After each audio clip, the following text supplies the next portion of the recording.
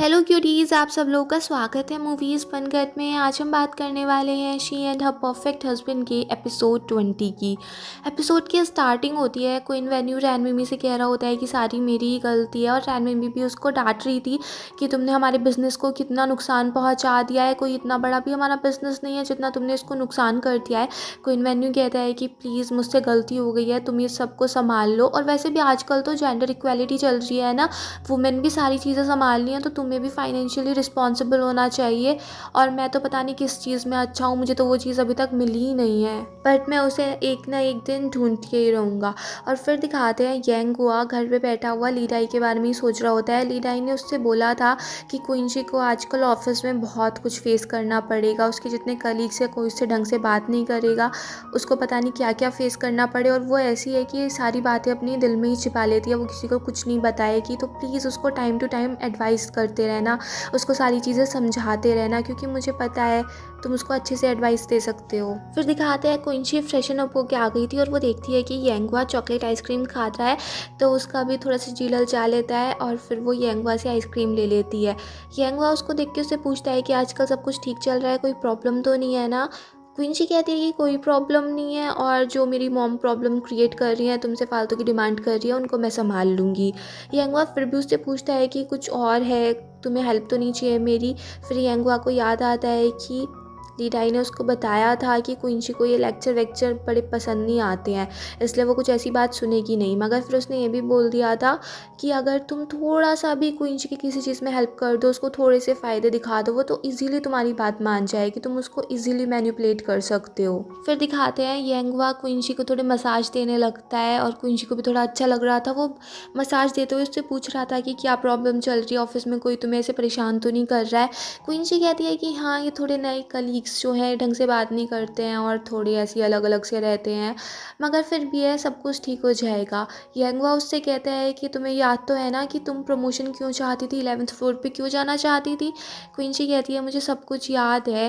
येंगवा कहता है मगर उस रेवोल्यूशन के लिए तुम्हें कुछ और प्लान्स भी तो बनाने होंगे ना, थोड़ी अपनी स्ट्रेटजीज तैयार रखनी पड़ेंगी, और साथ में ये भी प्लान अपना तैयार रखना पड़ेगा कि तुम्हारा अगर पहला वाला प्लान फेल हो जाए तो कोई प्लान बी होना चाहिए।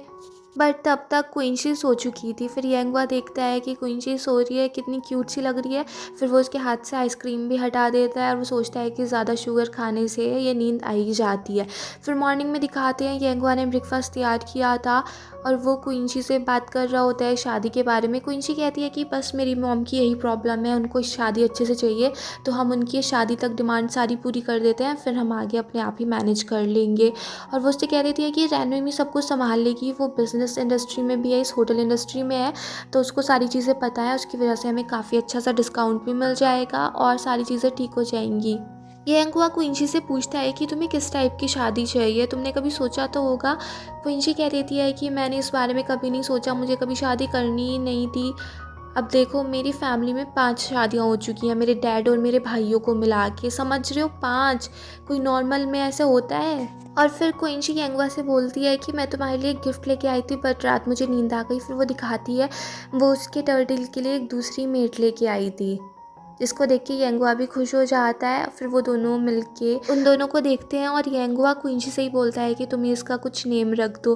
फिर दिखाते हैं क्विंची येंगवा से बोल देती है कि तुम किसी के लिए भी परफेक्ट हस्बैंड बन सकते हो, और ये शादी की सारी प्रिपरेशन अब तुम्हें ही संभालनी है, जैसा तुम्हारा मन करे, जो चीज़ तुम चाहो तुम ये डिसाइड कर लेना।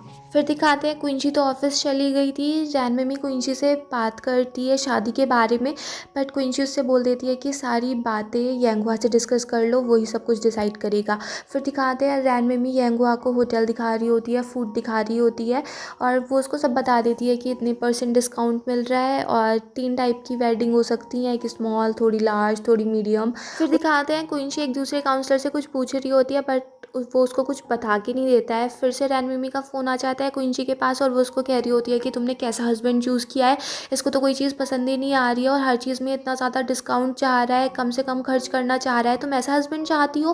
क्विंची उसको बोल देती है कि जैसा येंगवा ने डिसाइड किया है वो सभी देख लो, वो मुझे पसंद है जो येंगवा को पसंद है, और हम लोगों की शादी तो हो ही चुकी है ना, ये पैसा तो हम दोनों का ही खर्च हो रहा है।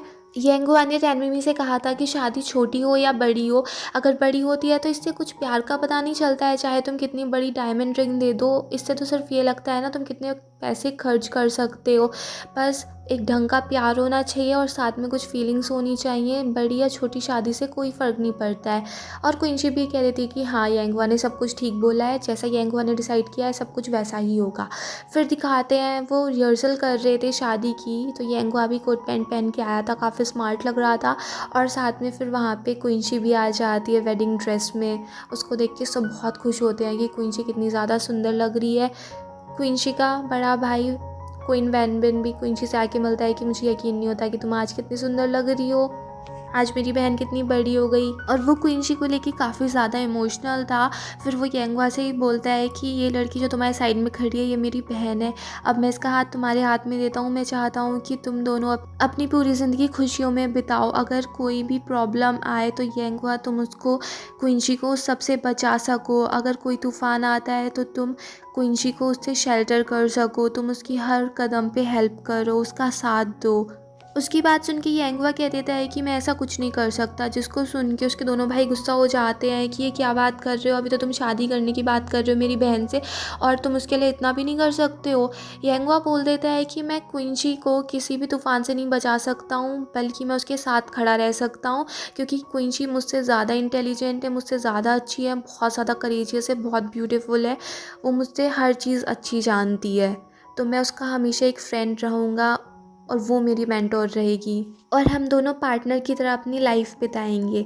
उसकी बात सुन के सब खुश हो जाते हैं। क्विंची यांगवा से कहती है कि मुझे नहीं पता था बिना ड्रिंक किए भी तुम इतनी अच्छी अच्छी बातें बोल रहे हो। यांगवा कहता है कि अच्छी बातें बोलने के लिए ये सब मेरे दिल की बात थी, इसमें मैंने कुछ किया नहीं है।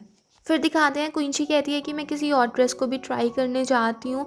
फिर क्विंची और यांगवा चले जाते हैं। घर वाले वेट कर रहे थे कि बहुत टाइम हो गया, ये दोनों अभी तक चेंज करके क्यों नहीं आए। जब वो अंदर जाके देखते हैं कि वो दोनों तो वहाँ पर थे ही नहीं। फिर दिखाते हैं क्विंची और यांगवा वहाँ से चले गए थे। यांगवा उससे कहता है कि हमें फ़ोटो तो एटलीस्ट खिंचा लेनी चाहिए थी। क्विंची कहती है अगर हम वहाँ फंस जाते ना तो वहाँ से निकल नहीं पाते। बट यांगवा कहता है कि तुम इतनी सुंदर लग रही हो, एटलीस्ट हमें फ़ोटो तो खिंचाने चाहिए थे। तभी वहाँ पे वो एक जगह देखते हैं और वहाँ पर क्विंची और यांगवा फ़ोटो खिंचाने लगते हैं। फिर यांगवा को बात याद आती है ली डाई की। उसने कहा था कि पहले से क्विंची काफ़ी ज़्यादा टफ सी दिखती है, मगर वो ऐसी है नहीं, वो बहुत सारी बातें अपने दिल में छिपा लेती है और वो तुमसे शेयर भी नहीं करेगी जब तक तुम उसको एक्सपोज नहीं करोगे। उसकी हेल्प करना, उसकी जो दिल में बातें हैं वो सारी उससे उगलवा लेना। तो यांगवा क्विंची से वही सब बातें करने के लिए पूछता है कि मैं तुम्हारी कोई मदद कर सकता हूँ क्या, कोई तुम्हें एडवाइस चाहिए क्या।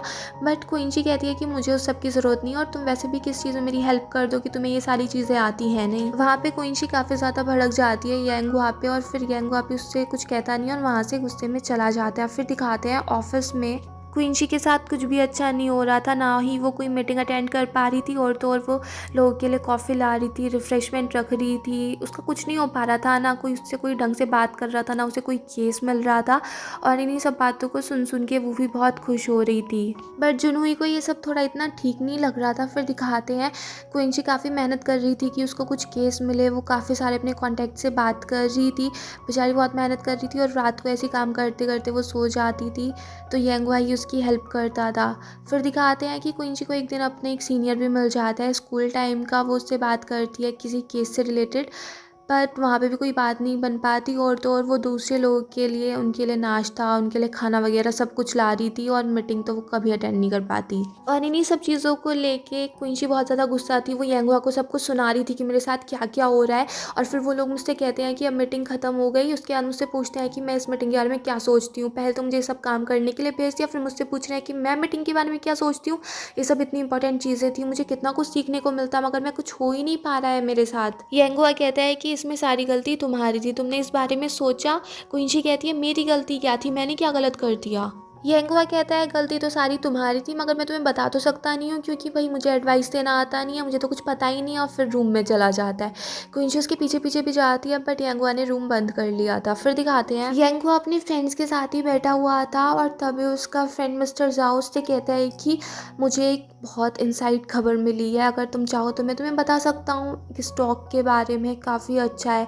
मगर यांगवा उसकी कोई ऐसी बात सुनता नहीं है। फिर दिखाते हैं ऑफिस में क्विंची बहुत ज़्यादा मेहनत कर रही थी, वो दूसरों के लिए फाइल्स ला रही थी, कभी कुछ कर रही थी, सारा सेक्रेटरी वाला काम कर रही थी और साथ में अब तो वो फ़्लाइट भी बुक कर रही थी अपने दूसरे कलीग के लिए। जिस सबको देख के जुनूई को बहुत ज़्यादा गुस्सा आ रहा था। वो क्विंची का हाथ पकड़ के उसको ऑफिस में ले जाता है और उसको डांटता है। जुनूई भी कह देता है, मुझे यकीन नहीं था कि तुम ऐसी हरकतें करोगी, अब तो तुम बिल्कुल बूट लेकर बन चुकी हो, तुमसे अपने लिए हेल्प तो हो नहीं रही है, ऐसे में तुम दूसरों की हेल्प क्या करोगी, ऐसे में एक लॉयर बन सकती हो क्या तुम। क्विंची भी उस पर काफ़ी ज़्यादा गुस्सा हो जाती है। उस सबको देख के जुनूई कहता है, जब तुम मेरे सामने ऐसा बिहेव कर सकती हो तो दूसरों के सामने ऐसा क्यों नहीं कर सकती हो, तब तो बिल्कुल चुप हो जाती हो, उनकी बिल्कुल खुशामद करने लगती हो। तुम्हें केस ही चाहिए ना, बहुत सारे केस पड़े हैं मेरे पास, ले लो मुझसे, बस घुटनों पे बैठ के मुझसे फाइल मांग लो। क्विंची कहती है कि इतना नीचे नहीं गिरूंगी मैं। जुनूई भी उसको डांट देता है कि अभी तक जो तुम काम कर रही थी वो क्या इससे कम था।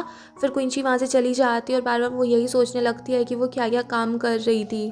वो दूसरों के लिए काम अपनी मर्ज़ी से ही कर रही थी, अपनी मर्ज़ी से ही दूसरों के लिए सब कुछ लेके आ रही थी, उनको फाइल्स दे रही थी, उनका फूड ला रही थी।